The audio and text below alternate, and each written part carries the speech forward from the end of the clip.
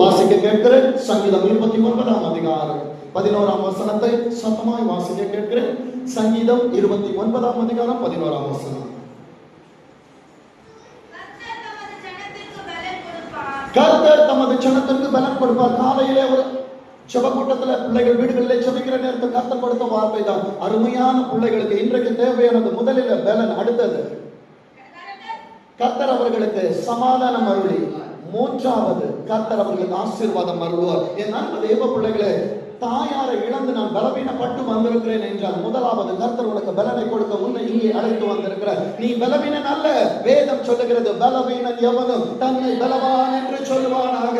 என் அன்பு தேவ பிள்ளைகளே, இன்றைக்கு வந்திருக்கிற சபை ஆண்டவரை பார்த்து சொல்ல வேண்டும், என்னை பலப்படுத்துகிற கிறிஸ்துவினால, என்னை பலப்படுத்துகிற கிறிஸ்துவினால எல்லாவற்றையும் செய்ய பலனை தருவார். என் அன்பு தேவ பிள்ளைகளே, அப்பா என் தாயார் போயிட்டாங்க, எனக்கு சமாதானம் இல்லை. என் ஆண்டவர் சொல்லுகிறார், இதோ சமாதானத்தை வைத்து போகிறேன், என்னுடைய சமாதானத்தை உங்களுக்கு கொடுக்கிறேன். உலகம் கொடுக்கிற பிரகாரம் நான் உங்களுக்கு கொடுக்கிறது இல்லை. உங்கள் இருதயம் இதுதாங்க வார்த்தை.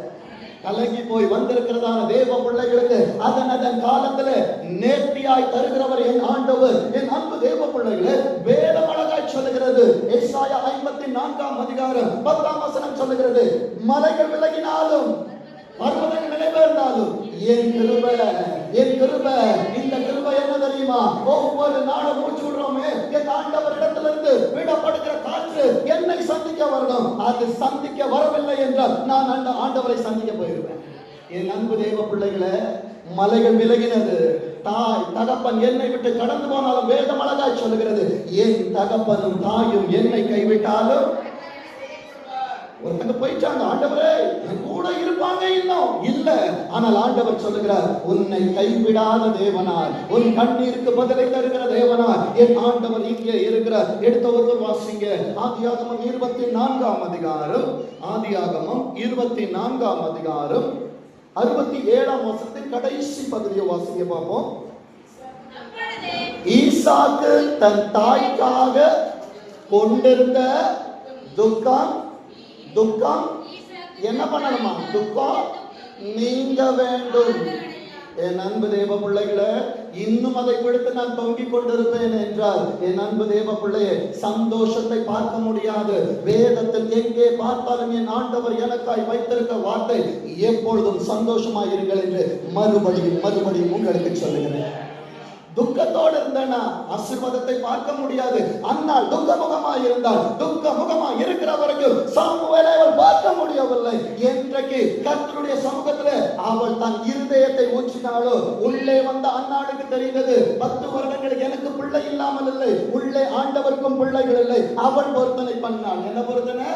எனக்கு ஒரு ஆண் பிள்ளையை கொடுத்தீர் என்றால் அவர் உயிரோடு இருக்கும் சகல நாள் உமக்காக தருகிறேன் ஆண்டவரே. என் அன்பு தேவ பிள்ளைகளே, உங்கள் பிள்ளைகளை ஆண்டவருக்காய் வளர்த்து பழகுங்கள். ஆண்டவர் உங்களுக்கான ஆசீர்வாதத்தை தந்து கொண்டிருப்பார். 24ஆம் அதிகாரம் ஆதியாகமத்துல தன் தாயை இழக்கிறான் ஈசாக்கு. 25ஆம் அதிகாரத்திற்கு வருகிறதான நேரத்தில் தன் தந்தையை இழந்து போகிறான். என் அன்பு தேவ பிள்ளைகளே, தாயையும் தந்தையும் இழந்த பிற்பாடு அவன் வாழ்க்கையை அங்கே துவங்குகிறான். 25ஆம் அதிகாரத்துல 20வது வசனத்தை வாசிங்க பார்ப்போம். ஆதியாகமம் 25. ரெபெக்காளை விவாகம் பண்ணுகிற பொழுது, இன்னைக்கு நமக்கு 25 வயசு ஆயிடுச்சுனாலே நம்ம பிள்ளைக்கு நிறைய கவலை வந்துருது. 30 வயசு ஆயிடுச்சுனால ஆண்டவரே நடக்குமா நடக்காதா? ஆண்டவர் இந்த ஆராதனையில் வந்திருக்கிறதான ஒவ்வொரு பிள்ளைகளுக்கும் அவர் கொடுக்கிறதான வார்த்தை என்ன தெரியுமா? என் ஆண்டவருக்கு வயது மேட்டரே இல்லை. நான் துன்பத்தை கண்ட வருஷங்களுக்கு சரியா என் ஆண்டவர் என்னை பலப்படுத்துகிற தேவனாய் இருக்கிற அன்பு தேவ பிள்ளைகளை, ஆண்டவர் ஆபிரகாமை அழைத்த போது அவனுக்கு வயசு என்ன? 75. ஆபிரகாமுக்கு ஈசாக்கை கொடுக்கும் போது வயசு என்ன? 100 வயது. என் அன்பு தேவ பிள்ளைகளை, 24 ஆண்டுகள் ஆண்டவர் ஆபிரகாமை சோதித்தார். ஆபிரகாமை உருவாக்க ஆண்டவருக்கு 24 ஆண்டுகள் வேண்டும். ஆனால் ஈசாக்கை உருவாக்க 10 மாதங்கள் போதும். இன்றைக்கு பிள்ளைகளை நினைத்து கண்ணீர் வடித்துக் கொண்டிருக்கிற என் அன்பு பெற்றோரே, உங்களுக்காய் திருச்சபையிலிருந்து ஒரு வார்த்தை வருகிறது. உங்களை தான் நீங்க முதல்ல உருவாக்கணும். என் அன்பு தேவ பிள்ளையே, என்னை வேதத்திற்குள் நான் உருவாக்கினார், என்னை செபத்திலே நான் உருவாக்கினார். நான் வேதத்தை படிச்சாதான் என் பிள்ளை வேதத்தை சுமக்கும். நான் முழங்காலில் நின்றால்தான் என் பிள்ளை செபத்திலே நிற்கும். நான் அதை செய்யாமல் என் பிள்ளை ஆண்டவருக்காய் வாழ வேண்டும். அவன் திருச்சபையில் முடியாது. 5ல வளைக்கலனா 50ல வளைக்க முடியாது. என் அன்பு திருச்சபையை, என் தாயாரை குறித்து கேள்விப்படுகிற ஒவ்வொரு சாட்சிகள் அனுபவத்திலே சின்ன பிள்ளைகளை அவர்களை பார்த்து வளர்ந்து நான் சொல்லுகிற சாட்சியா இருந்தாலும் சரி, கண்டிப்பு. என் அன்பு தேவ பிள்ளைகளை, மறைவான சிநேகத்தை பார்க்கிலும் இதுதான் ஊழியத்துக்கு நல்லது, குடும்பத்துக்கு நல்லது. என் அன்பு தேவ பிள்ளையே, அந்த 25ஆம் அதிகாரம் 20ஆம் வசனத்திலே 40 வயதில் தன் வாழ்க்கையை துவங்குகிறார். இன்றைக்கு என் வயது கடந்து போய் விட்டது, என் பிள்ளைகளுக்கு நான் என்ன செய்ய போகிறேன், எதிர்காலத்திற்கு நான் என்ன கொடுக்க போகிறேன் என்று தடுமாறி கொண்டு, அப்பா நான் என்ன செய்வேன் என்று சொல்லி பரத்தை நோக்கி வந்திருக்கிற என் அருமை தேவ பிள்ளைகளை, ஆகார் என்கிற ஒருவள் இருந்தார். என் அன்பு தேவ பிள்ளைகளை, ஆபிரகாம் என்ன பண்ணா, துருத்தியை எடுத்து தோல்ல போட்டுட்டு அனுப்பி விட்டுட்டான். என் அன்பு தேவ பிள்ளைகளை, துருத்தியில இருக்கிற தண்ணி கையில இருக்கிற வரைக்கும் தைரியம் இருந்துச்சு. இன்றைக்கு உன் பேங்க் பேலன்ஸ் இருக்கு, உன்கிட்ட பலன் இருக்கு, உன்னிடத்தில் எல்லாம் இருக்கிற நேரத்தில் எதிர்காலத்தை குறித்த பயம் இல்லை. ஆனால் துருத்தியில் இருந்த தண்ணீர் செலவழிந்த பொழுது நிகழ்காலம் என்பது பெற்றோர். இன்றைக்கு வாழ்ந்து கொண்டிருக்கிற பெற்றோர்களே, உங்கள் துருத்தியிலே பலன் இருக்கிறது, உங்கள் சரீரத்திலே பலன் இருக்கிறது. இந்த பலன் இருக்கும் பொழுது உங்கள் பிள்ளைகளை நடத்த வேண்டிய வழியிலே அவனை நடத்து. முதிர் வயதிலும் அவன் அதை விடாதிருப்பான். தன் இஷ்டத்திற்கு விடப்பட்ட பிள்ளை தாய்க்கு சஞ்சலத்தை கொண்டு வருகிறவனாக இருக்கிறார். என் அன்பு தேவ பிள்ளைகளை, துருத்திய நம்புறான், தண்ணி செலவாய் போச்சு. என் அன்பு தேவ பிள்ளைய, நடந்த காரியம் என்ன தெரியுமா? கர்த்தர் துறவை காண்பித்துக் கொடுத்தார். இன்றைக்கு என் பிள்ளைகளை எப்படி காப்பாற்ற போறேன், என் எதிர்காலத்தை நான் எப்படி ஆண்டவரே என்னால் காப்பாற்ற முடியும் என்று என்னை கேட்கிற என் அன்பு சகோதரா சகோதரி, உனக்கு வயதாகி இருந்தாலும் சரி, கர்த்தர் உனக்கு வார்த்தையை கொடுக்கிறார். உன் பிள்ளைகளை குறித்து நீ கவலைப்படாத. என் அன்பு தேவ பிள்ளைகளே, ஆபிரகாம் ஈசாக்கை பலிபீடத்தில் வைத்தான். ஆண்டவரிடத்திலிருந்து வார்த்தை வந்தது, பிள்ளையாண்டான் மேல் என்ன படாத, வான் கை கூட படக்கூடாது. அப்பாவுடைய கையே பரமாப்பா படவில்லைன்னா உலகத்தின் கைகளை பட விடுவாரா? என் அன்பு தேவ பிள்ளைகளை, மறுபடியும் சொல்லுகிறேன், பிள்ளைகளை ஆண்டவருடைய கரத்திலே கொடுத்து பாருங்க. நீங்க வளர்ப்பதை காட்டலாம் சாட்சி நானு. என் அன்பு தேவ பிள்ளைகளை, என் அப்பா சொன்ன ஒரே ஒரு வார்த்தை இதுதான், எங்க சுத்தினாலும் இங்கதான் பாரு நிப்ப, டாடி வரவே மாட்டேன், கவலையே படாதீங்க. என்னோடு வளர்ந்த சபையில் இருந்த அநேகருக்கு தெரியும் ஊழியம் பிடிக்காது. ஆனால் நாடொன்று வந்ததான நேரத்தில் இன்றைக்கு வேதத்தை தவறும் எதையும் எனக்கு பிடிக்கல. என் அன்பு தேவ பிள்ளைகளே, நீதிமானின் சந்ததி அப்பத்திற்கு இறந்து தெரியாது. நான் வருகிற நேரத்தில் அவன் கர்த்தருடைய கரத்திலே வளர்க்கப்படுவான் என்றால், ஆண்டவருக்காய் கொடுப்பாய் என்றால், நேரம் வருகிற நேரத்தில் சரியான நேரத்தில் சரியானவர் பிள்ளைகளுக்கு சரியானதை தருவார். என் அன்பு தேவ பிள்ளையே, வேதம் சொல்லுகிறது பாருங்க, வாசிங்க பாப்பா, அந்த 25 20 வாசிங்க. 40 வயசு 21 வாசிங்க. மலடியாய் இருந்த தன் மனைவிக்காக யார் வேண்டுதல் செய்தது? குடும்பமே. இன்றைக்கு கணவனிடத்துல தகப்பனிடத்துல ஜெபம் இருக்கிறதா? இந்த ஜெபம் இருக்கும் என்றால் அந்த குடும்பம் மகிமையான குடும்பமா இருக்கும், அந்த குடும்பம் ஆசீர்வதிக்கப்பட்ட குடும்பமா இருக்கும். நம்ம என்ன பண்றோம் தெரியுமா?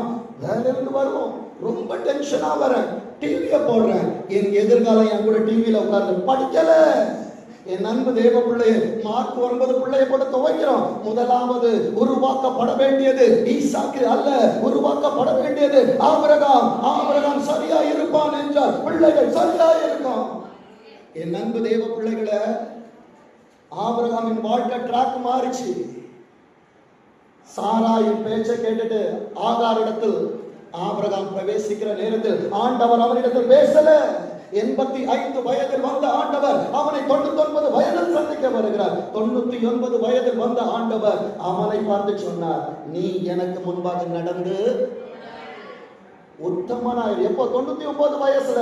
99 வயதுல என் ஆண்டவர் பரிசுத்தத்தை எதிர்பார்க்கிறார் என்றால் 20ல 30ல 40ல 1ல என் ஆண்டவர் அதனாலதான் சொன்னார், பரிசுத்தமா இருக்கிறவர் இன்னும் பரிசுத்தமா இருக்கட்டும். அப்போ நான் ஒரு பர்த்டேவை கொண்டாடும் போது நல்லா ஊதுறோம், பலூன் எல்லாம் வச்சு நிறைய கொண்டாடுறோம். ஆனால் தெரிந்து கொள்ள வேண்டிய சத்தியம், நான் மரணத்திற்கு ஒரு அடி முன்பாக எடுத்து வைத்துக் கொண்டிருக்கிறேன். நான் முன்பாக போகிற ஒவ்வொரு அடியுமே என் ஆண்டவருக்கு சன்னிதானத்தில் போகிறேனா, இல்லை நான் பாதாளத்தில் போய் கொண்டிருக்கிறேனா? என் அன்பு தேவ பிள்ளைகளே, பரலோகத்தில் நான் வாழ வேண்டும் என்றால் பரிசுத்தம் பரிசுத்தம் பரிசுத்தம். என் ஜீவன் எல்லை எங்கிலுமே பரிசுத்தம் என்று எழுதும். இந்த பரிசுத்தத்தை எழுத வேண்டும் என்றால் அன்றைக்கு பலிபீடத்தில் படுக்க வைத்து ஈசாக்கிற்கு ஆபிரகாம் ஆண்டவரை காண்பித்துக் கொடுத்தார். ஆண்டவரை காண்பித்துக் கொடுக்கிறதான நேரத்தில் அவர் சத்தம் அவர் காதுகளில் விழுந்தது. அவனுக்கு தெரிந்தது, என் தகப்பனை காட்டிலும் எனக்கு பாதுகாப்பு பரம தகப்பனிடத்தில் உண்டு. என் தகப்பனின் கையை மேலே வைக்க விடாதவர் உலகத்தின் கரத்தை என் மேல் வைக்க விட மாட்டார். எத்தனை பெற்றோரால் சொல்ல முடியும், என் பிள்ளைகளை இந்த உலகம் தொட முடியாது, நான் சத்துருக்க கொடுக்க மாட்டேன்? எத்தனை பேர் ஆயகம் கரங்களை உயர்த்தி சொல்லுங்க, என் பிள்ளைகள் ஆண்டவரின் பொறுப்பு, என் பிள்ளைகள் ஆண்டவரின் பொறுப்பு. வளர்ந்துகிற வச்சிருந்தீங்கன்னா எல்லாரும் தூக்கி சொல்லுங்க, என் பிள்ளைகள் ஆண்டவரின் பொறுப்பு. இப்ப கரங்களை தட்டி சொல்லுங்க, என் பிள்ளை ஆசீர்வாதமா இருப்பான், என் மகள் ஆசீர்வாதமா இருப்பான், அவர்களை உலகம் தொட முடியாது. என் அன்பு தேவ பிள்ளைகளை, பாவம் நிறைந்த உலகத்திலே பாவிகளாய் வாழ்ந்து கொண்டிருக்கிற நேரத்திலே பாவம் அறியாதவர் எனக்காய் பேசிக் கொண்டிருக்கிறார் என்றால் இன்றைக்கு காண வந்தது தாயாரின் நினைவை. ஆனால் ஆண்டவர் நினைவுபடுத்திக் கொண்டிருப்பது பரலோகத்திற்கு போக வேண்டிய இதுதான் ஆண்டவரின் செயல். என் அன்பு தேவ பிள்ளைகளே, வேதம் சொல்லுகிறது பாருங்க, வாழ்க்கையை தொடங்கியாச்சு, கல்யாணம் பண்ணாச்சு, மனைவி வந்துட்டாங்க, பிள்ளைகள் இல்லை, பிள்ளைகள் இல்லாதவளுக்காக அவள் வேண்டுதல் செய்கிறார். என் அன்பு தேவ பிள்ளைகளே, 22வது வசனத்தை வாசிங்க. பிள்ளைகள் சண்டை போடாம இருக்கணும்னா அப்பா ஆசீர்வாதத்துக்காக ஆண்டவர்கிட்ட ஜெபிக்கணும். அம்மாவோட வேலை என்ன தெரியுமா? சீரியல் பார்ப்பதில்ல, பக்கத்து வீட்டுல போய் கதை பேசுறதில்ல, கணவன் கொண்டு வரத விரயமாக்குறதில்ல.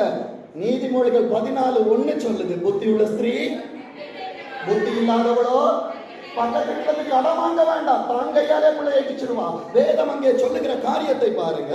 அப்பொழுது அவள், இப்படியானால் எனக்கு எப்படியோ என்று சொல்லி பக்கத்து வீட்டு அக்காட்ட கேட்க போல, மாமா மச்சான்கிட்ட விசாரிக்க போல, டாக்டர் கிட்ட போய் டாக்டர் ரிப்போர்ட்டை பார்க்க போல அவள் ஓடுகிறாள். என் அன்பு தாயாரே, உன் பிள்ளைகள் நன்றாய் இருக்க வேண்டும் என்றால் விசாரிக்கிற பொறுப்பு அப்பாவிடத்தில் உண்டு, வேண்டுகிற பொறுப்பு தாயாரிடத்தில் உண்டு. வேதம் சொல்லுகிறது, கர்த்தரிடத்தில் விசாரிக்கும்படி போனார். எத்தனை பேர் ஆண்டவர்கிட்ட விசாரிக்கிறீங்க?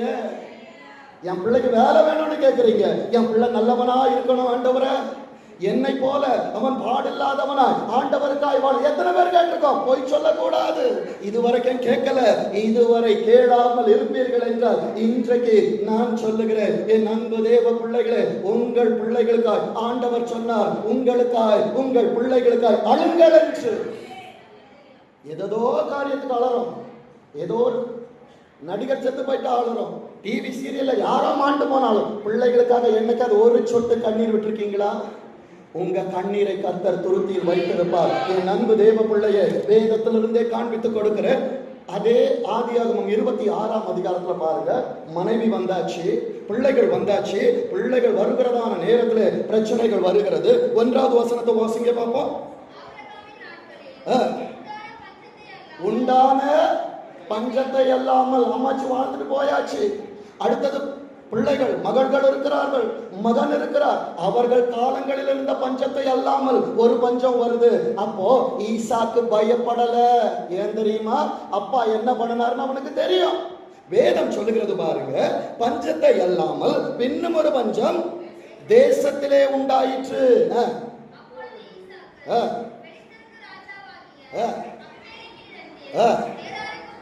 அவன் ஒரு இடத்துக்கு போறான். ஆனால் உன் சந்ததியில் உன் பெற்றோர் ஆண்டவரை அறிந்தவர்களாய் இருப்பார்கள் என்றால் அவர்களோடு மாத்திரமல்ல, கர்த்தர் உன்னிடத்திலும் பேச வருவார்.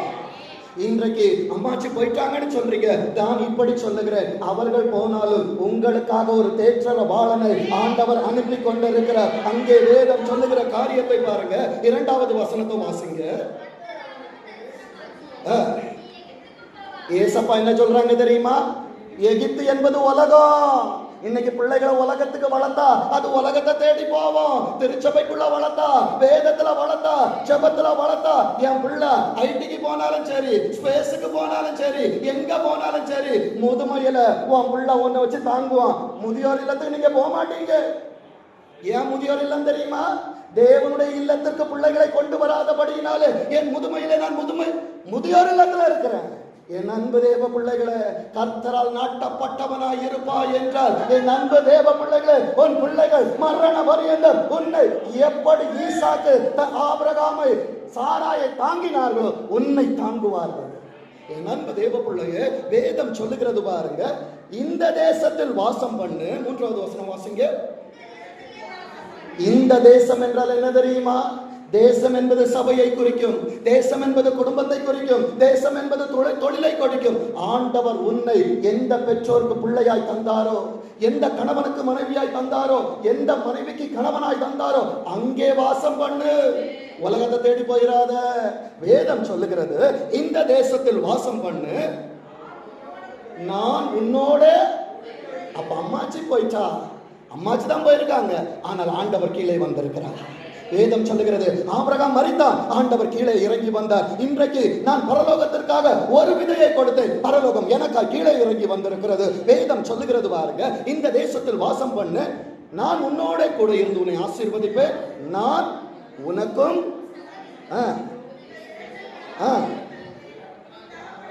யாருக்கு? உங்களை குறித்து, உங்கள் பிள்ளைகளை குறித்து பெற்றோர்களிடத்தில் கர்த்தர் வார்த்தையை தருவார் என்றால், சாலமோனை குறித்து தாவீதின் இடத்தில் சொன்னார். தாவீது சங்கீதத்தை எழுதினான், ஆனால் சாலமோனோ எழுதினது என்னெல்லாம் எழுதினா? நீதிமொழிகள், பிரசங்கி, உன்னத பாட்டு. என் அன்பு தேவ பிள்ளைகளே, சிலர் சொல்லுகிறார் புலம்பலை எழுதுனதும் சாலமோன் என்று. என் அன்பு தேவ பிள்ளைகளே, இன்றைக்கு ஒரு அத்தியாயத்தை தொடங்கினவனால் 3 அத்தியாயங்களை எழுத முடியும் என்றால், பிள்ளைகளுக்காய் கண்ணீர் வடித்துக் கொண்டிருக்கிற என் அன்பு பெற்றோரே, என் பிள்ளைகளை நான் தரித்திரமாய் பார்க்கிறேன் என்று சொல்லாதே. என் பிள்ளைகளை கொண்டு ஆண்டவர் சரித்திரம் படைக்க போகிறார் என்று சொல்லு. பிள்ளை இல்லாத சாமுவேலை கொண்டு என் ஆண்டவர் அன்னாளுக்கு சாமுவேல் என்கிற ஒரு சரித்திரத்தை எழுதி அதில் அன்னாளின் பெயரை ஆண்டவர் பொறித்திருக்கிறார் என்றால், எந்த பிள்ளையால் முடியாது என்று சொல்லுகிறாயோ அந்த பிள்ளையை கொண்டு கர்த்தர் உன் வாழ்க்கையில பெரிய காரியங்களை செய்வார். ஏனென்றால் நான் ஆராதிக்கிற ஆண்டவர் முடியாததை முடித்து காட்டுகிறவர், இல்லாததை இருக்கிறவராய் பார்க்கிறவர். இன்றைக்கு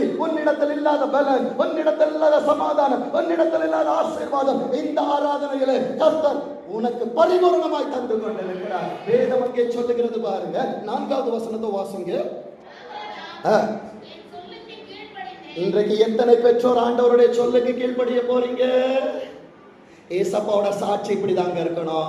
ஏதோ அம்மாச்சி போயிட்டாங்க, ஆறுதல் படுத்த வந்தோம் என்று அல்ல.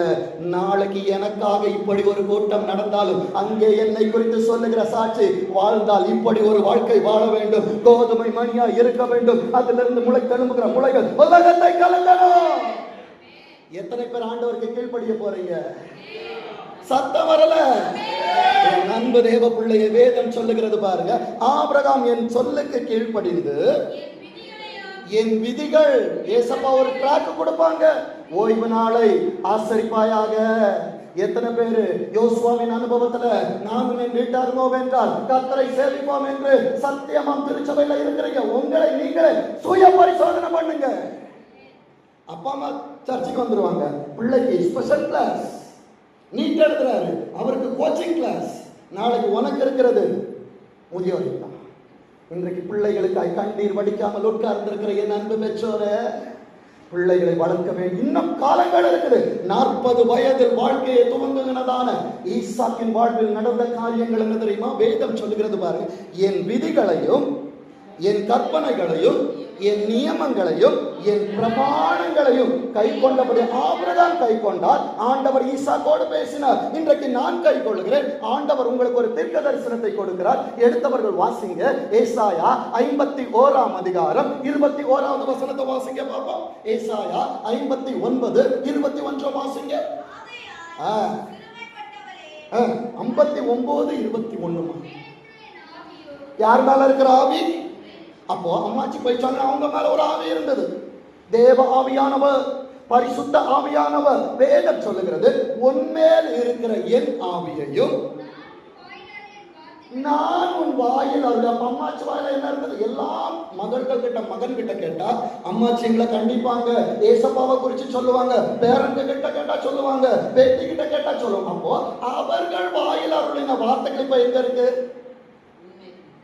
என் மேலதான் இருக்கு. சொல்லுங்க, தைரியமா சொல்லுங்க. என் சந்ததி மேல இருக்கு.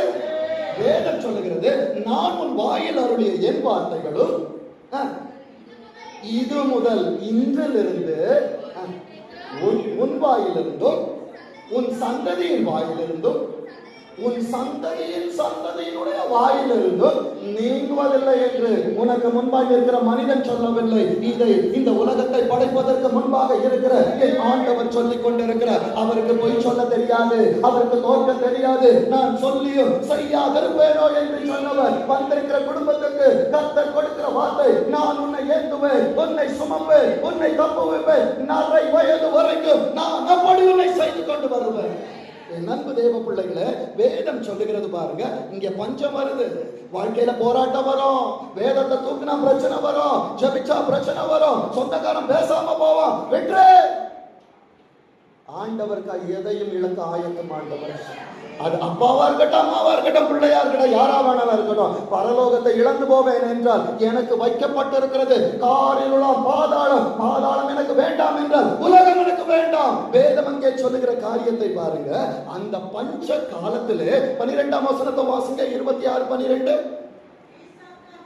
எந்த தேசத்துல எங்க பஞ்சம் இருக்குதோ, எங்க உன் பிள்ளைய வாழவே முடியாதுன்னு சொன்னாங்களோ, எங்க உன் குடும்பம் அழிஞ்சிரும்னு சொன்னாங்களோ, எங்க ஊழியம் நிலைக்காதுன்னு சொன்னாங்களோ, எங்க உன் பிள்ளை வாழவே மாட்டான்னு சொன்னாங்களோ, அந்த தேசத்துலதான் ஏசப்பா வாழ வைப்பாங்க. வேதம் என்ன சொல்லுது? உன் சத்துருக்களுக்கு மத்தியில பந்தியை ஆண்டவர் ஆயத்தப்படுத்துறாங்க. என் அன்பு தேவ பிள்ளைகளே, இன்றைக்கு நான் இப்படி சொல்லுகிறேன். இன்று யாரெல்லாம் உன்னை காயப்படுத்தினார்களோ, யாரெல்லாம் உன்னை துக்கப்படுத்தினார்களோ, யாரெல்லாம் உன்னை அவமானப்படுத்தின அவர்கள் கண்களுக்கு முன்பாய் உன்னை மேன்மைப்படுத்துகிறேன். கரங்களை தட்டி ஆண்டவருக்கு மகிமை சொல்லுகிறேன். யாருக்கே கை இல்லையா? கையை கடன் கொடுத்துட்டு வந்துட்டீங்களா? சத்தமா கேட்கணும் ஆண்டவருக்கு.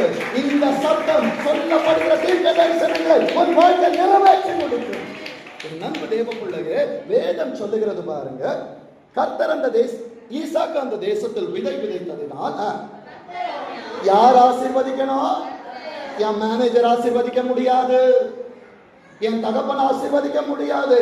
கர்த்தர் அவனை ஆசீர்வதித்ததினால் ஆண்டவரே, அம்மாச்சி போயிட்டாங்களே, இந்த வருஷத்திலிருந்து உன்னை விசாரிக்க போகிறது ஆண்டவர். என் அன்பு தேவ பிள்ளைகளே, சபையின் இந்த மாதத்தில் வாக்கு தத்தத்தை சொல்லுகிறேன். உபாகமம் 1:11 இப்பொழுது இருப்பதை பார்க்கலாம் 1000 மடங்கு அதிகமாகும்படி உங்கள் பிதாக்களின் தேவனாகிய கர்த்தர் உங்களுக்கு சொல்லியபடி உங்களை ஆசீர்வதிப்பார். ஆசீர்வாதம் எப்படி இருக்கும் தெரியுமா? கர்த்தரின் ஆசீர்வாதம் ஐஸ்வர்யத்தை தரும், அதனோடு வேதனை இருக்காது. 13ஆம் வசனம் சொல்லுகிறது, அவன் ஐஸ்வர்யவன் ஆன உடனே நம்ம பிள்ளைங்க என்ன பண்ணுவாங்க தெரியுமா? சர்ச்சுக்கு டாட்டா காட்டிடுவாங்க, பைபிளுக்கு டாட்டா காட்டிடுவாங்க, ஜெபத்துக்கு டாட்டா காட்டிடுவாங்க. ஏன் தெரியுமா? You name it, I can get it. அம்மா உனக்கு என்ன வேணும்? பட்டுப்பட வேணுமா? இன்னைக்கு 5 லட்சம் சம்பாதிக்கிறேன், உனக்கு எத்தனை லட்சத்துல வேணும்? தூக்கி குப்பையில போடு. என் அன்பு தேவ பிள்ளைகளே, ஆண்டவர் இல்லாத வாழ்க்கை வெறுமையான வாழ்க்கை. முற்பிதாக்கள் என்று சொன்னேன் அல்லவா? 1000 மடங்கு. அந்த 1000த்துல இருக்கிற 1 தூக்கி பாருங்க. முட்டை முட்டை முட்டை. ஆபிரகாம், ஈசாக்கு, யாக்கோபு. அதற்கு முன்பாக ஆண்டவர் வரணும். நீ எத்தனை சம்பாதித்தாலும் உனக்கு முன்பாக வேல்யூ கொடுக்கிறது ஆண்டவர். ஆண்டவர் இல்லைன்னா உன் வாழ்க்கை ஜீரோ. என் அன்பு தேவ பிள்ளைகளே, ஹீரோவா இருக்கணும்னா ஆண்டவரை தேடி ஓடிவா. வசனம் சொல்லுகிறது பாருங்க, 13ஆம் வசனம் சொல்லுகிறது, அவன் ஐஸ்வர்யவானாகி வர வர எங்க வரணும்? ஆண்டவரை தேடி வர வர, ஜெபத்திற்கு வர வர, பெற்றோரை கனப்படுத்த வர வர. என் அன்பு தேவ பிள்ளைகள், இந்த வர வர இல்லைன்னா வாழ்க்கை வெறுவரனா ஆயிரும், வெறுப்பா போயிரும். வேதம் சொல்லுகிறது பாருங்க, வர வர விருத்தி அடைந்து மகா பெரியவனானான். ஆபிரகாமிற்கு ஆண்டவர் கொடுத்த வார்த்தை, நான் உனக்கு கேடகமும் மகா பெரிய பலனுமாய் இருக்கிறேன் என்றவர் ஈசாக்கின் வாழ்க்கையிலே அதை செய்து முடித்தார். இன்றைக்கு என் அன்பு தரிசனங்களை ஆண்டவர் சொல்லுகிறார், எதையெல்லாம் இழந்தேன் என்று சொல்லுகிறாயோ அதை இழக்க விட மாட்டார். உன் கரத்திலே கோடி கணக்காக, 1000 மடங்காக போன தலைமுறை செய்ய முடியாதது உன் தலைமுறையிலே கர்த்தர் செய்ய வைப்பார். என் அன்பு தேவ பிள்ளைகளே, ஐஸ்வர்யவன் ஆகி ஆண்டவரை தேடி வருகிறதான நேரத்துல அவனுக்கு என்னெல்லாம் கிடைச்சுதான்? பணிவிடைக்காரர்கள் கிடைத்தாங்க, ஆட்டு மந்த கிடைச்சது, மாட்டு மந்த கிடைச்சது. கடைசியில சொல்றாங்க பாருங்க, பெலிஸ்தியர் அவன் மேல் ஏசப்பாவை தேடி வந்தீங்கன்னா பொறாம வரும். என் அன்பு தேவ பிள்ளைகளே, வேதம் சொல்லுகிறது 15வது வசனத்தை வாசிங்க.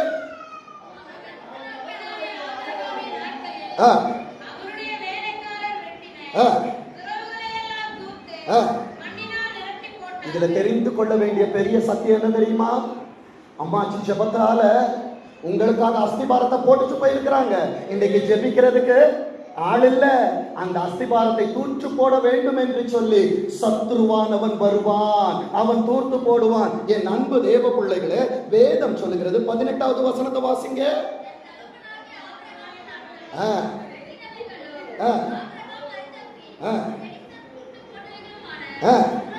துறவுகளை துருத்திய நம்பாத. அம்மாச்சி எங்கெல்லாம் எனக்காக துறவை வச்சுட்டு போயிருக்கிறாங்க, துறவை பாருங்க, அதை தூர்த்து போட்டதை தோண்டுகிற பொறுப்பு பிள்ளைகளுக்கு உண்டு. பிள்ளைகளே உறங்கிறாதீங்க, தலைமுறை தூங்கிறோம். என் அன்பு தேவ பிள்ளைகளே, வேதம் அங்கே சொல்லுகிறது பாருங்க, வாசிங்க. துறவுகளை மறுபடியும் தோண்டி தன் தகப்பன் அவைகளுக்கு இட்டிருந்த பெயர்களின்படியே. அப்ப தெரிந்து கொள்ள வேண்டியது, ஆசீர்வாதங்கள் ஒன்றும் என் கரத்திலிருந்து போகாது. விசுவாசிக்கிறீங்களா? என் அன்பு தேவ பிள்ளைகளே, 22வது வசனத்தை வாசிங்க பாப்போம்.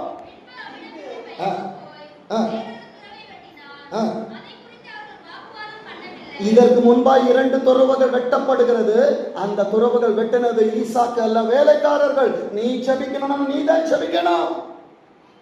மனைவிக்காய் கணவன் ஜெபிக்க முடியாது, கணவனுக்காய் மனைவி ஜெபிக்க முடியாது. தனிப்பட்ட ஜெபம் அவசியம். பிசாசோடு போராடுவதற்கு, பிரச்சனைகளோடு போராடுவது. ஒரு காரியம் கேட்கிறேன், எனக்கு என் மனைவிக்கு ரொம்ப லவ்வுங்க, ஆனா என் மனைவி யூஸ் பண்ற பிரஷ் எடுத்து நான் தைப்பேனா? முடியாது. அன்பு தேவ பிள்ளைகளை, அதே போலதான் ஜெபம் தனிப்பட்ட ஜெபமா இருக்கணும். ஏன் ஆண்டவர் ஆதாமை தனியா இருக்க விடல தெரியுமா? அவன் பலவீனப்படுவது அவ ஜெபிக்கணும்.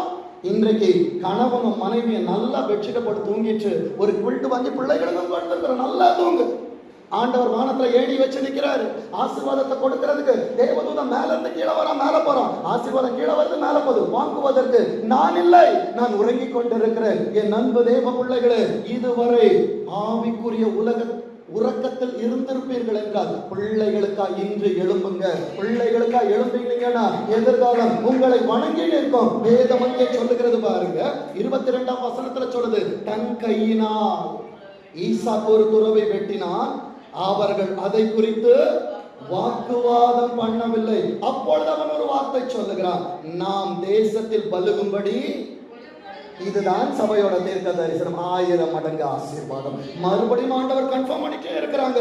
இப்பொழுது கர்த்தர் நமக்கு இடம், சொல்லுங்க, எங்கெல்லாம் இடம் இல்லைன்னு சொல்லியோ, ஏசப்பா உனக்கான இடத்தை உன் குடும்பத்துல, உன் ஸ்தானத்துல உருவாக்கி கொண்டிருக்கிறார். வேதம் சொல்லுகிறது, இடம் உண்டாக்கினார் என்று சொல்லி. அதற்கு இன்றைக்கு ஆசீர்வாதம் இதுதாங்க. அம்மாச்சி போயிட்டாங்க, ரகபோத்து கீழே வந்திருக்கிறது. என் அன்பு தேவ பிள்ளைகளே, உன்னோடு யாரெல்லாம் போராடினார்களோ, என் அன்பு தேவ பிள்ளைகளே, வேதம் சொல்லுகிறது 28வது வசனத்தை வாசிங்க பார்ப்போம்.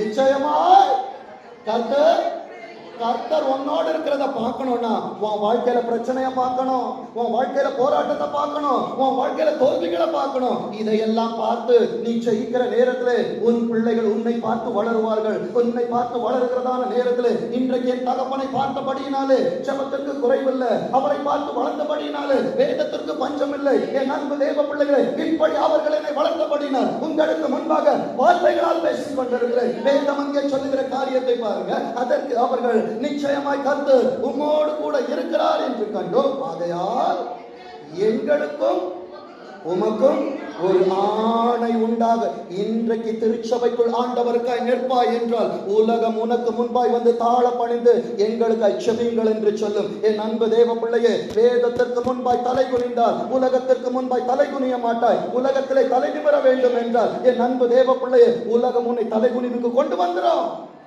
வேதத்திற்கு முன்பாய் தலை குனிந்து பார். மூளை சாதிக்காததை என் முழங்கால் சாதித்து காட்டும். கடைசியாய் கர்த்தர் உங்களுக்கு கொடுக்கிறதான ஒரு வார்த்தையோடு நான் முடிக்கிறேன். வெளிப்படுத்தல் 21ஆம் அதிகாரம், வெளிப்படுத்தல் 21ஆம் அதிகாரம் 3வது வசனத்தை வாசிங்க. இந்த சத்தத்தை தான் இப்ப கேட்டுட்டு இருக்கோம். என் அன்பு தேவ பிள்ளைகளே, மனிதன் அல்ல, வாய ஆண்டவருக்கு வாடகைக்கு விட்டுட்டு வந்து நின்றுட்டு இருக்கிறேன். இப்பொழுது ஆண்டவர் சொல்லுகிறது, பரலோகத்திலிருந்து வந்திருக்கிற பெற்றோரே, வந்திருக்கிறதான நிகழ்காலமே, உன் எதிர்காலத்திற்காக பரலோகத்திலிருந்து ஒரு சத்தம் உண்டாகி கொண்டிருக்கிறது. வேதம் சொல்லுகிறது, பரலோகத்திலிருந்து ஒரு சத்தம் உண்டாகி